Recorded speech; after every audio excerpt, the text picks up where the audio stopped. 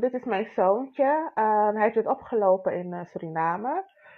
En nu mag hij ook niet naar school.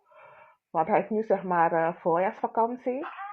En eigenlijk zou hij maandag beginnen, maar de dokter van de school heeft gezegd van dat hij dan voorlopig thuis moet blijven.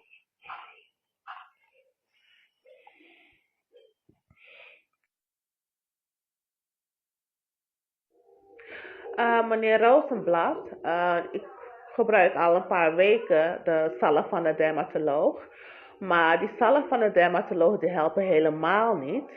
Maar die spullen die ik van u heb gekregen, u ziet hier, het werkt wel bij mijn zoontje. Dus het begint echt te helpen en zijn haren beginnen ook een beetje te groeien. Dus ik ben u zo dankbaar voor uw spullen die u voor mijn zoontje heeft gestuurd. En het helpt echt. Kijk, Malen Rozenblad heeft me echt goed geholpen, want zijn haren beginnen weer te groeien. Ziet u?